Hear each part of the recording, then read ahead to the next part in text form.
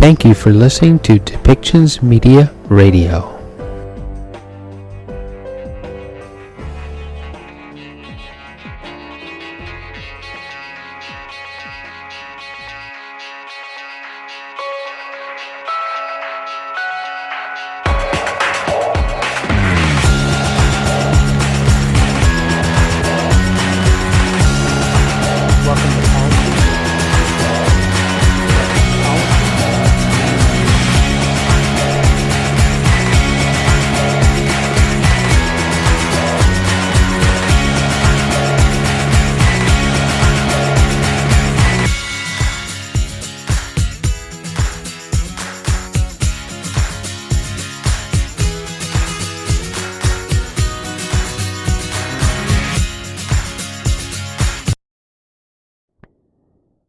Welcome back to Policy and Rights here on Depictions Media Radio. I'm your host, Michael Clogs.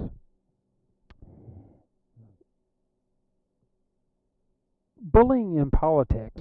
We're starting to see more and more of this happening, where people our elected officials are being bullied around, pushed around, especially our female elected officials, that they're being harassed to say what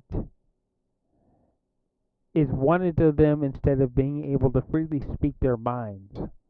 That they are getting pushed around, beat up, screamed at, harassed, and it's not how our system is supposed to work. We're supposed to have a system of equality. Days ago, we heard the story about Chrystia Freeland being screamed at in an elevator by somebody because they disagreed with her and they told her that she had to get out of Alberta. No one wanted her there. Well, lo and behold, Chrystia Freeland, she grew up in Alberta. And she finds the people of Alberta to be warm and welcoming, but someone decided to take it upon themselves and bully her. In other parts of Canada, then in British Columbia, there's a mayor that she's received memos from council because they don't like the way she's doing things. She goes out, she fundraises for things for her city to have because it is the right thing to do. She is pushing for better transit to lead to her city to increase commerce. She has done things that no other mayor in that city, in the history of that city, has done in order to promote the city. She has events so that people can feel warm and welcome in their town, and warm and welcoming to others that come into their town. That she has done lots of things to help the community, to help the people in her area, but because there are those who seemingly want to they want to disagree with her, which is fine, but it is how they're going about doing it. Did she get daily memos and behind the chambers that people are screaming at her before she may even have a chance to say anything? They are making remarks about what it is that she thinks before she may even have a chance to speak. It's one of the things that bullying necessarily isn't just a physical pushing of somebody around. It is a thing where bullying is shutting down someone's voice, telling them that they might as well not even try speaking up because whatever they have to say, no one wants to hear. And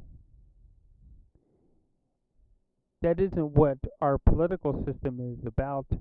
Our political system is about freedom of speech, freedom of voice, and we should freely be able to speak our opinion, to speak our voice,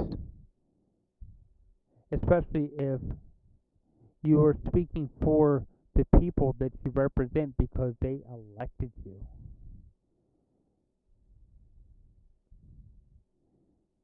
There are ways to disagree with our elected officials and our politicians by writing letters and things like that. That there are ways to do things so that we are doing it within the confines of free speech and human rights. So I'm going to put this out there. We are going to be writing a full-on blog post about bullying and the bullying within politics and government, and how some politicians and those who support those politicians want to shut down certain voices before they even have a chance to speak out. Because, hey, it needs to be said, and it is the right thing to do to get this sort of thing out there about how bullying takes place within our government walls, so that only certain things happen within it, and those who might have a less than a yes man attitude, they get shut down before they even have a chance to really speak. So in the next segment, we are going to hear from Chrystia Freeland, and we're going to hear about her as she speaks to reporters from Calgary about her experience with a trucking company, and she is going to answer questions about how she feels about what happened about being made to feel uncomfortable by a Albertan citizen, Albertan resident. So let's listen to that segment now.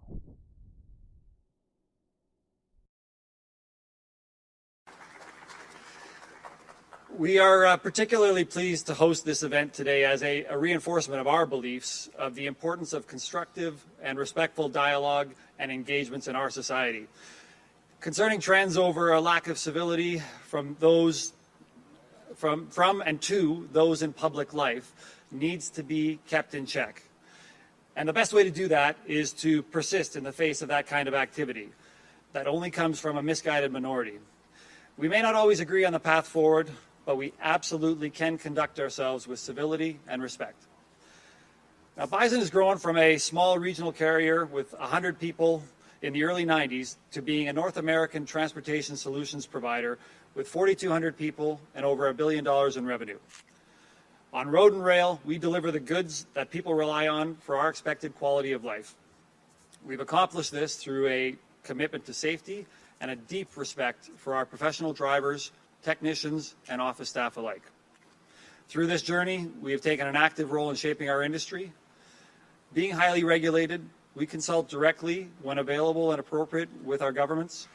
We are also active in our industry associations as a means to advance the interests of our industry and our people. And so with that, I'd like to turn it over to Stephen Laskowski, the head of the Canadian Trucking Alliance, to say a few words.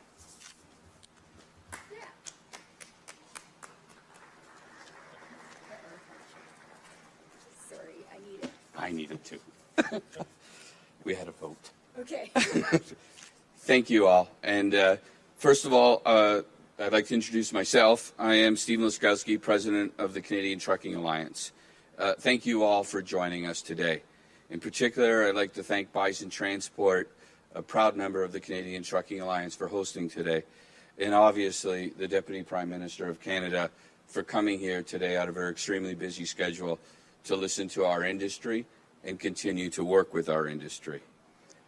I'm proud, as a member of the trucking industry, of our industry's performance over the last 2 years, and particularly our hardworking men and women behind the wheel.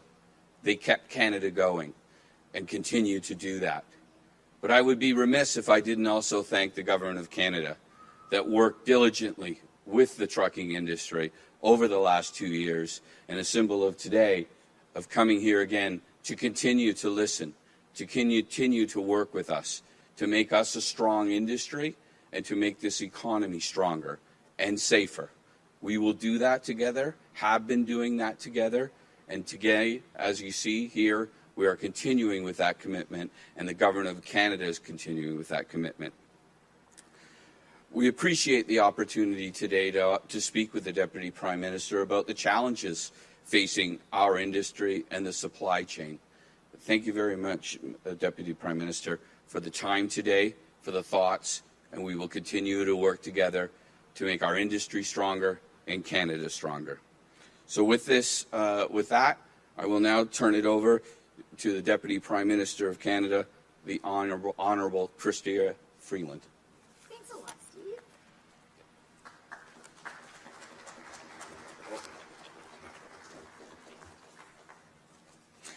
Well, thank you, Trevor. Thank you, Steve.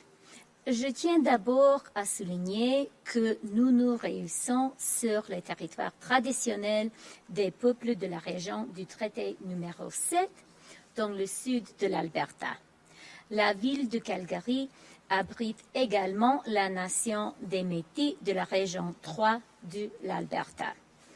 So I am so glad to be here today in Calgary and really glad to be here today at Bison. I actually have known Trevor for a while now. We first met in October 2018 when I visited Bison at Winnipeg. And I have to say, Team Calgary, you gave me a very warm welcome, maybe even a little bit nicer than the Winnipeggers. You were nicer to me on the truck training simulator. You didn't make the weather as bad. So thanks a lot. But that visit of mine to Bison in Winnipeg in 2018 is one that was very important to me, and I remember very clearly. I went there because we were in the midst of the NAFTA negotiations, and throughout those negotiations, it was really important for us to have a Team Canada approach, and for me to be talking to Canadian businesses, especially the Canadian businesses for whom cross-border trade was really important. And so it made a lot of sense to go to Bison. And what I remember the most from that visit was the people at Bison talking to me about how their drivers were just as diverse as Canada is, and how their drivers were facing real challenges at the Canada-US border of a kind they hadn't faced in the past. And it was important for me to know about that. I raised it directly with US officials. And it also said something to me really meaningful about this company and about the care you have for each other and for the safety of everybody here. So that's a reason I was really glad to come back today. And thanks for that. The work being done here, whether it is by the operations team, the mechanics, or the truckers, and it was also great to meet a woman trucker today, Anya, hi, is the work that keeps our economy moving, that keeps our shelves stocked.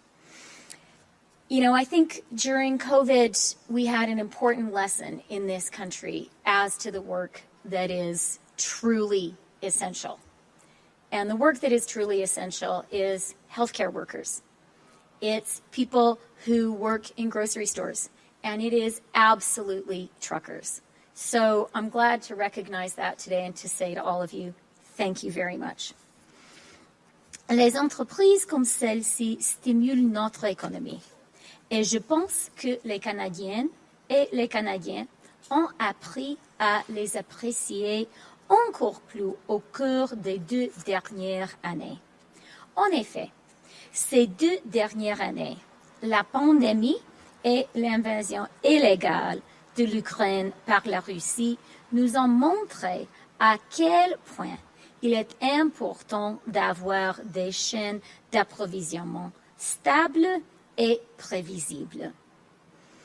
Now, Canada's economy has made a remarkable recovery from the COVID recession, thanks to the hard work of people like the ones who are here today. Our real GDP is 2.3% higher than it was when COVID first hit. Our unemployment rate at 4.9% is the lowest it has been since 1976, when we first started tracking comparable data. Even as we deal with the very real challenges that the global economy is facing right now, elevated inflation, interest rates that are going up, it's important for us to all take real comfort from the reality, which is Canada has a very strong economic foundation as we face these global challenges. Over the past week, I've been meeting with workers, business leaders, and mayors across Western Canada.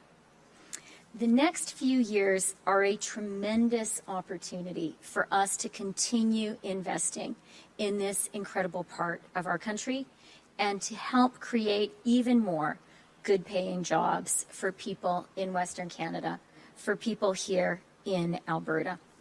We know that maintaining strong, reliable supply chains is essential to our ability to do that. Continuing to invest in our national trade corridors is essential in our ability to do that. Businesses need to know that they can count on getting the goods they need when they need them. And it was great to meet some of the dispatchers and customer service people here who are in charge of precisely that. And businesses need to know that they can reliably ship their products across the country, across North America, and around the world. And that is why, for our government, for me, being in close contact with the trucking industry is so important, especially now, as the global economy is recovering from the COVID recession, from lockdowns, from supply chain snarls.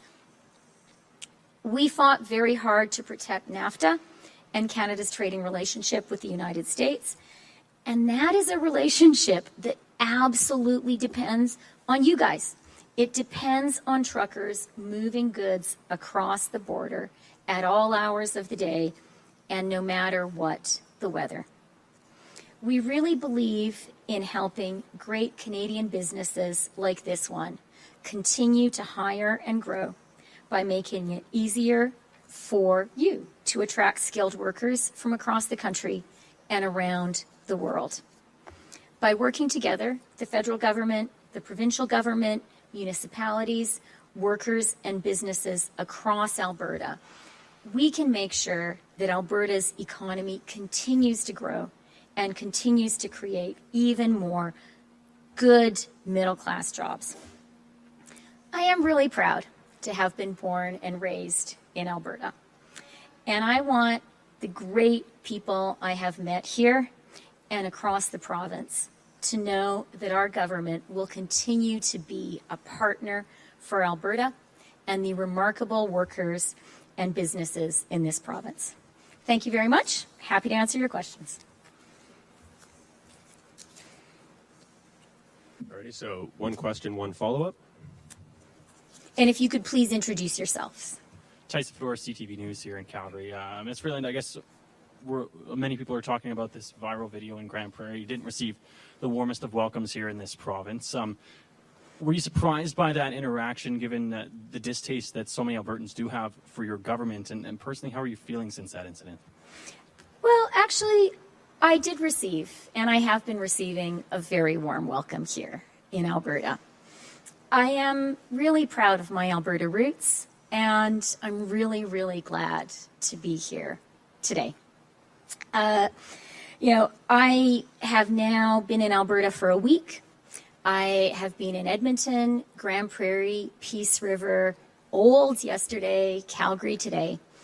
I have been meeting with truckers, farmers, mechanics, skilled tradespeople, engineers, business leaders. And I have had some great conversations with the kind, decent, and welcoming people who are Alberta. So I really want to thank everyone for those conversations and for the past week that I've spent here. Yes, there was an unpleasant incident, and I think it's important for all of us to be really clear that that was wrong. But one unpleasant incident does not in any way overshadow the warmth of the welcome that I have received and am receiving right now from the kind, decent, and generous people of Alberta. Just a quick follow-up. A new Leger poll just came out, I believe, yesterday, and it mentioned people who don't want to come to Alberta, it's due to the people here. But we saw that incident. You mentioned there are some good people in here. So what's your response to that poll saying that people don't want to visit Alberta because of the people that you witnessed in Grand Prairie? Look,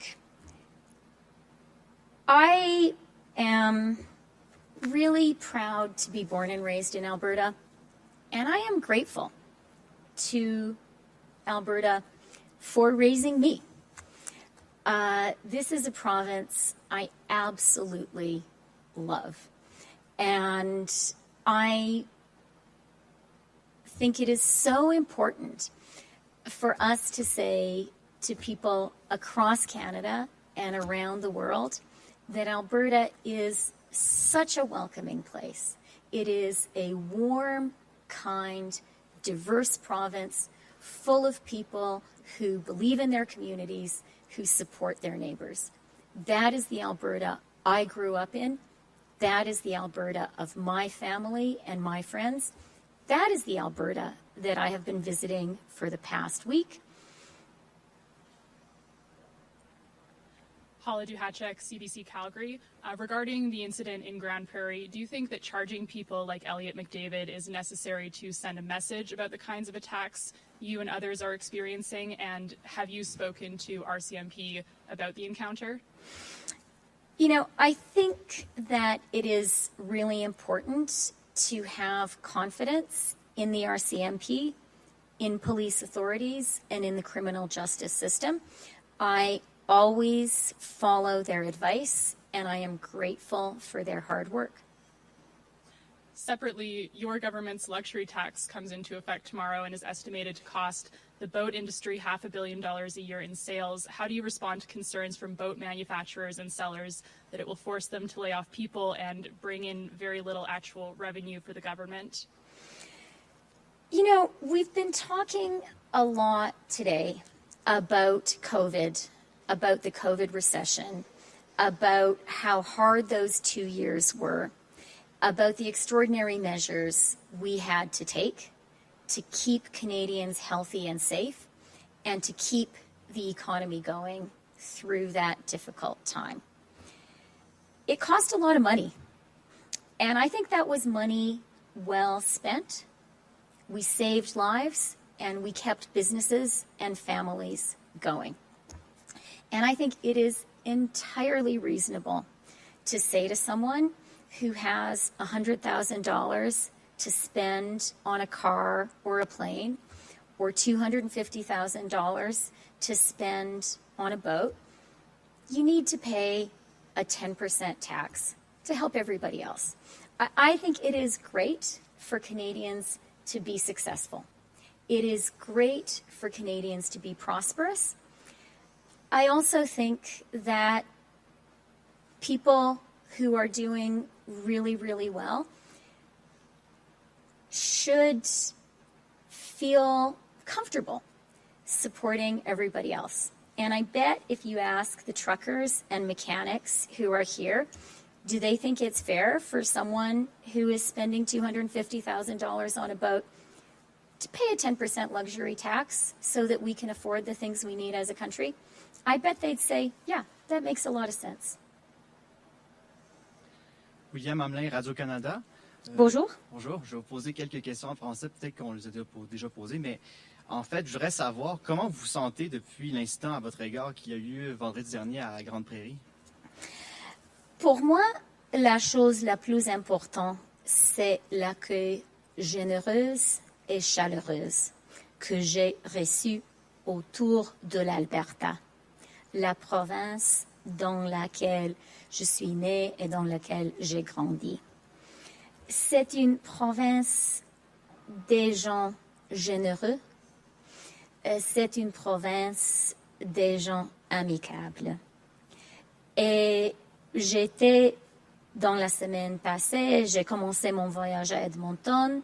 Après ça, je suis allée à Grande Prairie. Après ça, ma ville natale, Peace River. Et maintenant, je suis ici. Et vraiment, j'ai eu des conversations fantastiques avec les travailleurs autour de province. Je veux vraiment remercier tous les Albertains généreux qui m'ont accueilli ici. Oui, c'était un moment désagréable pour moi. Et ce n'était pas juste ce qui s'est passé. On doit être clair concernant ça. La réalité de l'Alberta, la réalité de la semaine que j'ai passée ici, était que c'est une province pleine de gens qui m'ont accueilli chaleureusement. Et je veux vraiment remercier tous les Albertains pour cet accueil. Et juste une dernière petite question. Est-ce que l'incident change quoi que ce soit dans la manière ou la façon que vous allez faire pour quand vous allez revenir en Alberta un autre jour? Non. Vous avez rien changé rien du tout? Je suis toujours les recommandations du la GRC. Ils sont des professionnels et je suis leurs recommandations. Mais pour moi, l'Alberta, ce sera toujours chez moi. Ma famille est ici, mes amis sont ici, et j'ai beaucoup de respect et de l'amour pour cette province et des gens de cette province. Je suis très contente d'être ici et c'était une semaine fantastique que j'ai passée ici. Adam McVicker with Global News. You met with Mayor Jyoti Gondek yesterday, speaking about a few different issues regarding our city, including community safety. I guess, how can the federal government help with some of these issues the city is facing? And, what did the mayor ask of the federal government? It was a very good meeting with Mayor Gondek. I've met with her now several times. We're in direct contact with each other. She is an important partner for me and for our federal government. On this trip, I've also met with the mayors of Edmonton, Grande Prairie, and Saskatoon. You're right, Mayor Gondek did. We talked about a number of things. We spoke about the local economy. We spoke about housing. We spoke about community safety, and those are all areas where we're going to continue to work together. And what kind of commitments could the federal government make, given the information that's been provided to you by the mayor firsthand? You know what? The important thing is to roll up our sleeves and continue to work together. We talked about, in some detail about a number of issues. I've listed them just now, and we're going to keep on working with Calgary on those issues. Hi, Bill Graveland from the Canadian Press. I realize that this is probably the last subject you want to keep being asked about since you're here talking supply chain. But do you believe that your situation, what happened in Grande Prairie, is going to sort of shine the spotlight on female politicians being harassed? I know a lot have spoken in your defense. Look, what happened was wrong. And we need to be clear about that. And from my perspective, I think we need to be especially clear that people who are members of a visible minority and women are perhaps particularly vulnerable. I am conscious that there are a lot of journalists and politicians across the country who have a lot less support than I do, who can face challenging situations, and it is important for all of us to support them. Will you be increasing security? I always follow the advice of the RCMP. I'm very, very grateful to them for their support. They are real professionals, and I'll continue to follow their advice. All right, that concludes today's press conference. Thank you. Okay, thank you very much, everyone.